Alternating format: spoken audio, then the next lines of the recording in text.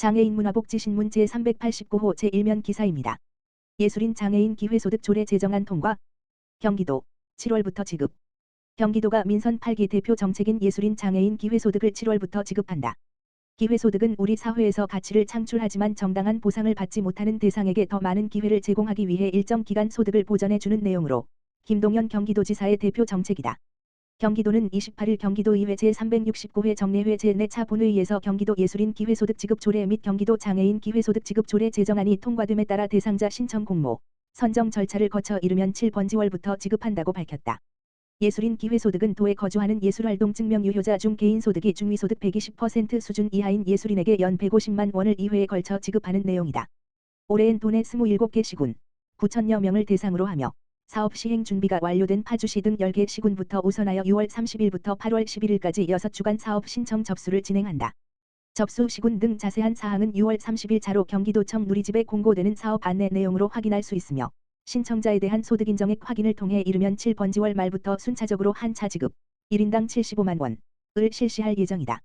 나머지 시군, 수원, 용인, 고양, 성남 제외 도 사전 절차가 진행되는 대로 신청 접수를 개시해 시군별로 7, 8월 중 한 차 지급을 실시하고 10에서 12월 중 2차 지급, 1인당 75만 원을 실시할 예정이다.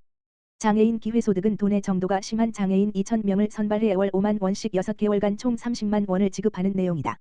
장애인 기회소득은 심한 장애인이 스마트워치를 착용해서 한 주 최소 2회 이상, 1시간 이상 활동하고 움직이면서 스스로 건강을 챙겨야 한다. 이를 통해 몸이 조금 덜 불편해진다든지 할 때 사회적 비용, 의료비, 돌봄 비용 등이 감소하면 그 역시 가치를 창출하는 것으로 보는 장애인 가치 활동에 대한 최초의 인정 사례이자 장애인 가치 활동에 대한 권익 향상과 대국민 인식 개선의 계기라고 도는 설명했다. 도는 지난 5월 장애인 기회소득 기본계획을 수립하고 경기도 장애인 복지종합지원센터, 누림센터를 사업 운영기관으로 협약해 단순히 기회소득, 지원금만 지급하는 것이 아니라 장애인 자기주도적 운동 목표 수립과 활동을 돕고 더 나아가 주도적 가치 활동 지원 등을 도울 방침이다. 장애인 기회소득은 경기민원 24를 통해 7월 5에서 14일 10일간 공개 모집해 신청자 중 소득 등 자격조회를 통해 7월 중 지원 대상을 선정한다. 7월 말에 스마트워치를 배부, 운동 목표를 수립하게 되면 첫 번째 기회소득을 지급할 방침이다. 경기도는 더 많은 장애인의 참여와 사업 확대를 위해 당초 보건복지부의 사회보장제도 신설 협의 완료 통보안, 중위소득 50%와 18물결표 쌓인 64세, 보다 지원 기준을 더 확대, 중위소득 120%와 13물결표 쌓인 64세, 한 사회보장변경협의 요청안을 지난 5월 19일 보건복지부에 제출했고 협의 결과를 반영해 7월 5일부터 참여 대상을 확대하는 방안으로 공모할 방침이다. 아울러 장애인 기회소득 신청 대상이 정도가 심한 장애인으로 온라인 신청이 어려우면 거주지 읍면동 행정복지센터에서도 상담 및 신청할 수 있다. 자세한 상담을 위해 장애인 기회소득 전용 상담 전화 1644-2122를 운영하고 상담원을 배치해 신청 및 건강관리 활동을 도울 계획이다. 경기도 관계자는 예술인 기회소득과 장애인 기회소득 모두 사회적 가치 창출 활동 활성화를 위한 것이라며 기회소득이 더 많은 사람들에게 확산될 수 있도록 차질 없이 준비해 시행하도록 하겠다라고 말했다. 경기도교육청 2020세 경기장애 학생이 페스티벌 개최. 경기도교육청 교육감 임태희 21일 특수교육 대상 학생의 정보화 능력 신장과 건전한 여가 개발을 위해 2020세 경기장애 학생이 페스티벌을 개최했다. 수원정보과학고등학교에서 열린 이번 행사는 정보경진대회 부문과 e스포츠 부문으로 나눠 진행했다. 참석 인원은 종목별 참가 학생 80여 명을 비롯해 지도교사와 학부모 등 총 200여 명이 모여 성황을 이뤘다. 그동안 코로나19의 영향에 비대면 방식으로 진행했던 이 페스티벌은 올해 4년 만에 대면 행사로 개최해 더욱 의미가 깊었다. 참가 학생들은 그동안 연습했던 실력을 마음껏 뽐내며 열띤 경쟁을 펼쳤다.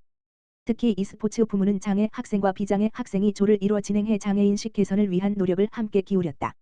이번 대회 종목별 1위 학생들은 오는 9월 경주에서 개최 예정인 제20주년 2023 전국 장애 학생 페스티벌에 경기도 대표로 출전할 예정이다.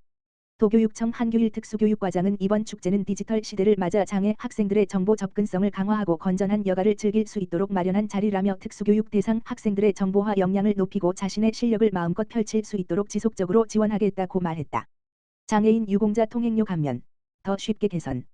국토교통부 장관 원희룡과 한국도로공사 사장 함진규는 장애인과 유공자가 전국 고속도로 하이패스를 이용할 때 통행료를 편리하게 감면받을 수 있도록 서비스를 개선할 계획이라고 밝혔다.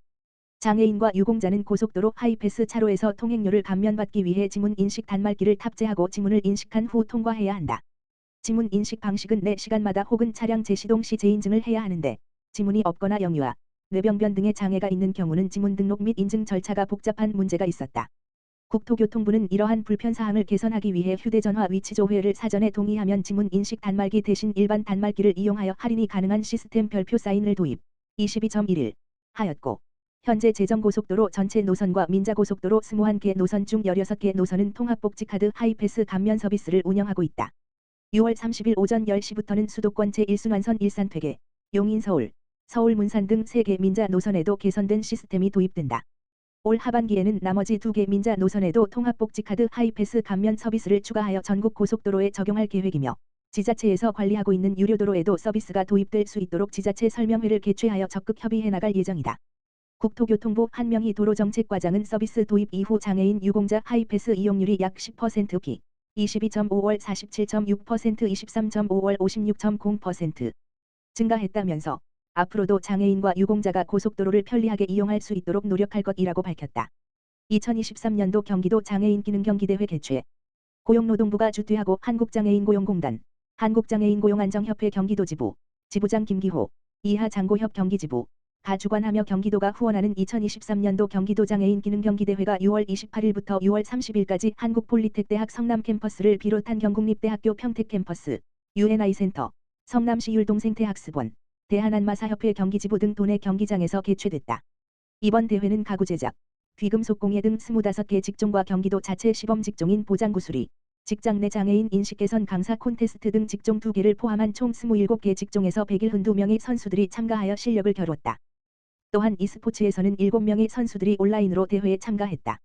이날 개회식에는 경기도의회 보건복지위원회 박재용 의원을 비롯해 경기도청 장애인복지과 김영의 과장, 성남시 장애인종합복지관 홍덕호 관장, 한우리장애인 단기보호센터 김태희 센터장, 용인시 보호작업장 전재준 원장, 안양시 장애인재활자립작업장 강명선 원장, 경기도 장애인복지종합지원센터 누림 이정주 센터장, 한국장애인고용공단 능력개발국장 김정대 국장, 한국장애인고용공단 경기지역본부 허성주 취업지원부장, 한국장애인고용공단 경기동부지사 김성천 지사장, 한국장애인고용공단 경기북부지사 김대연 지사장, 한국장애인고용공단 경기지역본부 정호연 본부장, 성남시 율동생태학습원 한홍고 원장, 경기도 장애인복지단체연합회 이세항 회장, 경기도 시각장애인연합회 정태곤 회장, 경기도 지적발달장애인복지협회 박선자 회장, 한국신장장애인협회 경기협회 유석현 회장, 한국장애인부모회 경기도지회 김순화 회장, 내일을 여는 멋진 여성 경기협회 김성애 회장, 경기도청 장애인자립지원과 장애인 일자리팀 이태윤 팀장, 경기도 장애인재활협회 이영재 회장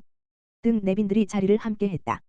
한국장애인고용안정협회 김기호 경기도지부장은 선수들을 격려하기 위해 참석한 내빈들과 대회 육성 및 발전에 기여한 유공자에게 감사드리며 올해 대회에서도 선수 모두가 향상된 기능을 발휘해 좋은 성적을 거두고 9월에 개최되는 전국대회에서도 경기도 기능인의 역량을 발휘하길 바란다고 말했다. 대회 경기 결과 자체 시범 직종을 포함해 금상 25명, 은상 25명, 동상 22명 총 72명이 입상했다. 입상자에게는 상장, 메달 및 상금, 정규 직종 금 50만원, 은 30만원, 동 20번지만원, 시범 직종 및 레저 생활기술 직종 금 30만원, 은 20만원, 동 10번지만원, 이 지급된다. 특히 경기도는 대회 입상자들을 격려하고 직업 안정을 도모하기 위해 격려금, 정규 직종 금상 80만원, 은상 50만원, 동상 30만원, 시범 직종 및 레저 생활기술 직종 금상 60만원, 은상 40만원, 동상 20만원을 지원하고 있다. 입상자 특전으로는 입상일로부터 2년간 일부 직종의 기능사 실기 시험이 면제되며 금상 입상자에게는 다가오는 9월 경주에서 개최 예정인 제40회 전국장애인 기능경기대회 참가 자격이 부여된다. 한편 장애인 기능경기대회는 지역 내 우수한 기능장애인을 발굴 육성하고 기능 수준 향상과 직업 안정을 도모하기 위해 매년 전국에서 실시되고 있다.